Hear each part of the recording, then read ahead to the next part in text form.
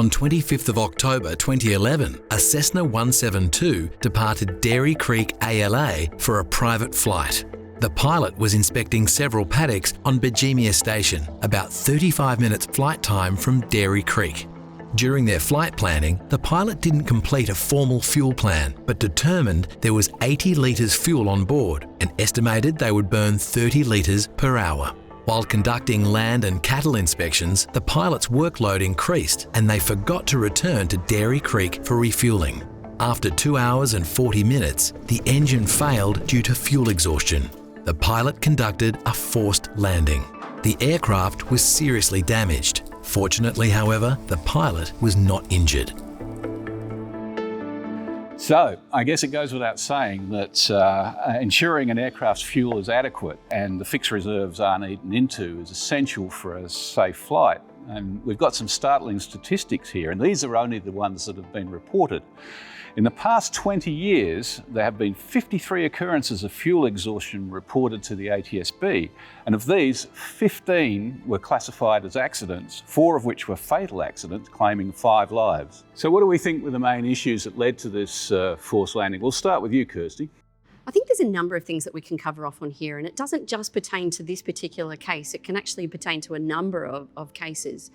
The first one being, how do we actually effectively flight plan? And that can include things like weather, because the weather actually has an impact on fuel burn. So whether it be headwinds, taking into consideration whether we need to understand alternates, all of those sorts of things are really important. Then it's the actual fuel monitoring once you're actually in flight. Am I actually burning my fuel at the rate that I expected to actually burn it at? And then taking that into consideration as the flight progresses. And in this particular case study, I suppose we're looking at an aircraft that was actually doing potentially a lot of low-level flight because they were checking the paddocks, the fences, all those sorts of things. So that potentially had an impact on the actual fuel burn of the flight. Thoughts?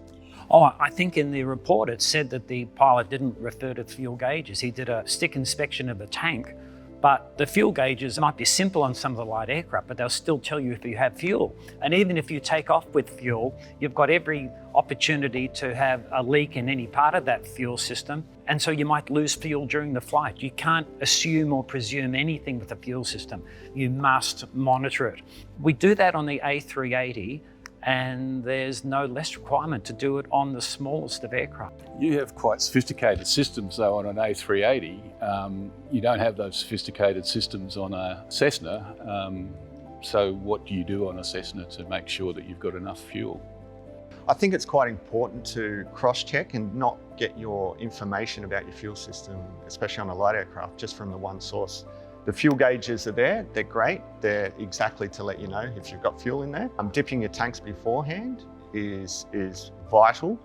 If you're flying that same aircraft over a number of days, you'll start to see a trend, and you might see that you're burning more fuel than what the operating handbook says. And taking that into account, I think one real important thing with this incident here is the distraction of the pilot. The pilot possibly could have just thought, oh, I'm just going out to inspect the paddock. Something happened, they got distracted and continued on. The pilot should have planned, okay, when I get there, I'm only gonna spend an hour, that's it. I'll set a watch, I'll mark a time to do it. And that comes back to adequate fuel planning. And it's important to double check those fuel gauges at regular intervals to get that understanding. I remember back to an Eastern Airlines flight in 1972 where a commercial pilot got distracted looking at a problem with the landing gear, and that distraction caused them to not even monitor the autopilots, and the aircraft crashed. So even professional pilots get distracted, and I think he probably had lots of distractions. So as you said, Chris, you need some sort of timer or something to bring you back to do a gross check on your fuel system. We've all, well, I have anyway, run out of petrol when you're in the car, sometimes in somewhat embarrassing circumstances, but what human factors come into play in this, Kirsty? I think there's a couple of things, and not just for this case study. I think it's things that we can consider in lots of different circumstances. You get task focused. So you start thinking about, oh, this is what I need to do, and you start to forget some of those little checks and balances that we should be doing along the way. So that's an easy portion of it. Then we can start getting into potentially complacency. oh, look, I'm used to doing this flight. I don't need to do a fuel plan or a flight plan from that perspective because I do this over and over. But we haven't taken into consideration all those extra bits like weather and those sorts of things that we really needed to consider. So there's some of the human factors that can play into this particular scenario.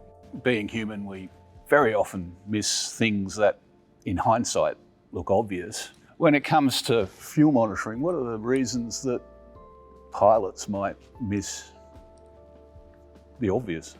The biggest enemy for any pilot is making assumptions or presumptions. So you just never make assumptions or presumptions.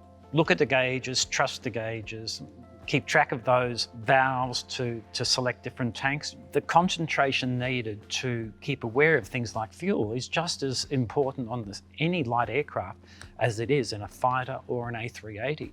Further on that, Richard, you mentioned selecting fuel tanks. Once people are flying like light twins, some of those fuel systems can be quite complicated and quite manually complicated, I should say, where there's been numerous instances where people have starved an aircraft for fuel with still plenty of fuel on board just because they've had the wrong tank selected. And maybe they're getting into a different aircraft on that particular day. It's a different system. They haven't read the manual. And some aircrafts even have different modifications with different tanks and different storage amounts on them. So the same 172 could have virtually a different amounts it could have, they could take. Some could have double the fuel with the long-range tanks. So you've always got to be careful when you move from one aircraft to another, even if they're the same type. Absolutely, and it comes back down to that planning, that decent planning, and giving yourself a system, whether it just be an alert or setting yourself a time where you have to head home. And I think that goes back to our basic training when we all learn to fly about fuel monitoring. So whether it be 10-minute intervals, whatever, that we're actually doing that check, whether it be check to ground, checking our fuel tank, checking our fuel burn, that we're actually making those checks at the regular intervals and just making sure that is things on track according to what I'd actually planned in the first place. If it's not, okay, now it's actually time to turn back. Yeah. The other basic philosophy in aviation is never trust a single instrument. It's many checks going on continually during flight. You never, ever just believe in one system. Absolutely, and at the end of the day when you fill it up, have a look at the fuel gauge before you fill up and see, oh, does that correspond with how much fuel I've just put in when it's full? Well, let's have a look at reserves and what you need to do in terms of leaving yourself enough fuel for emergencies and contingencies that are basically unexpected. Sure. So we do obviously have a rule set that we have to talk to. And that rule set comes from our CASA Part 91, which actually sets our fuel rules. And part of that is when we're actually flight planning that we actually need to set a fixed fuel reserve. And it's going to depend on whether we're flying at night time, whether we're flying during the day, also whether we're flying rotary aircraft or whether we're flying fixed wing. So for VFR aircraft, we need to consider during the day, fixed wing aircraft, 30 minutes. If they're flying at night time, so night VFR flights, then we're looking at 45 minutes. For rotary, it's 20 minutes during the day and 30 minutes at night time. So we need to add in that little bit of extra buffer depending on whether it's night or day. And that's a fixed reserve for a reason, because if we are during flight, we need to make sure that we do have that, I suppose, redundancy to make sure that it is there, but we also don't necessarily want to eat into it purposely. We only want to use it in an emergency circumstance. And like we mentioned earlier, weather can play a big role in eating up fuel. Correct, and that's why the flight planning is probably the most crucial part of any flight. Before you actually get off the ground, the flight planning is really the key to the entire flight.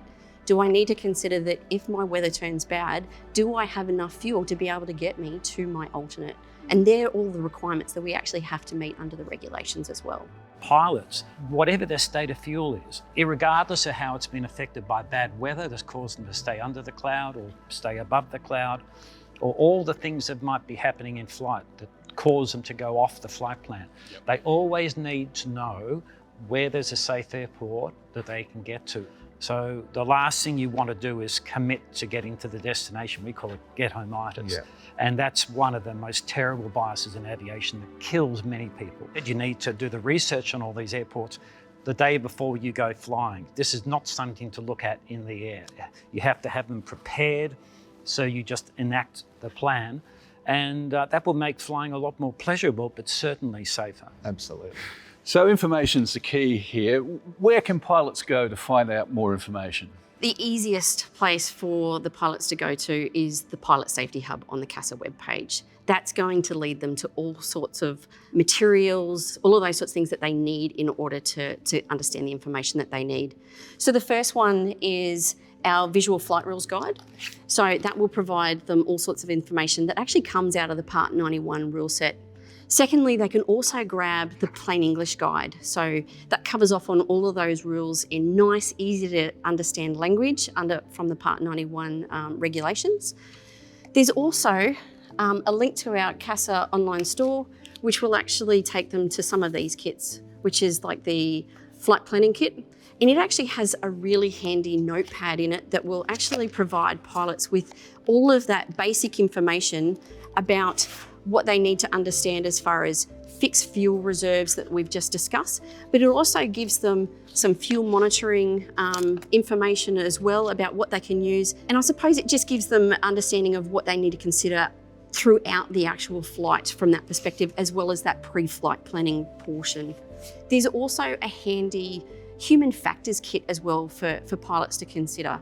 And that's actually going to be a great resource for everybody to understand what are those things that people need to understand. And it goes into things like teamwork, decision-making, crew resource management, all of those sorts of aspects that we need to understand as pilots that actually impact on what we actually do in the aircraft. So Chris, there's an ATSB study too that people should look at. Yes, absolutely, Steve. As part of our avoidable accident series, we published One into Fuel, this particular thing, fuel starvation, exhaustion. It's a very interesting read because it shows a lot of circumstances of avoidable accidents where minor things have led on to either cause of fuel starvation, selection of wrong tank. So everything comes back to a decent fuel plan. And I think they're a great resource too, because they don't just provide one case study, they actually provide a number of case studies where some of these factors have actually come into play. We're using these cases as an example so everyone can learn, and so none of these incidents are repeated. Absolutely. You learn from other people's mistakes. All good pilots do that. And they would wish that we did learn from their mistakes. Any final thoughts? I think it really comes down to what you do on the ground before you actually take to the aircraft is a big portion of any flight, and that really accurate flight planning and then continuing to monitor throughout the flight is a key. I drive a little boat on the Sydney Harbour, and I think at night that's the most dangerous thing you could ever do.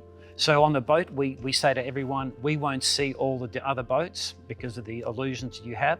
So everyone has to call out every boat they see on the harbour.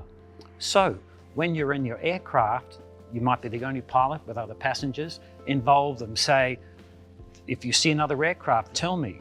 Now you're bringing in the teamwork we have in the bigger aircraft, and you're using human resources to get rid of a lot of these problems we have.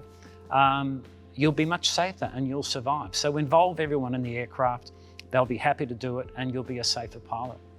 Ground planning, fuel planning is vital for it. If you're going out to do a particular inspection or a flight, work out how much you're going to need with your reserves. But also in flight, do those gross error checks on your fuel gauge, how long you've gone. If you're not halfway there and you've used half your fuel according to the gauge, start questioning it and put in places some things that you can do to remedy the situation. Land, divert, go back home. Okay, thanks everybody, and let's just have a bit of a recap here on staying safe and avoiding the risk of fuel exhaustion. Pilots should use accurate flight times when planning, not estimates. There are rules regarding final reserve fuel. VFR operations in aircraft less than or equal to 5,700 kilograms maximum takeoff weight, either piston or turboprop, must carry 30 minutes of final reserve fuel by day and 45 minutes by night. Check the weather forecast before a flight and factor in how the weather may affect the fuel required.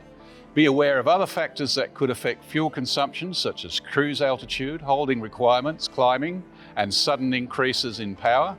Continually monitor fuel consumption and fuel remaining during the flight. And most importantly, use the resources on CASA's Pilot Safety Hub.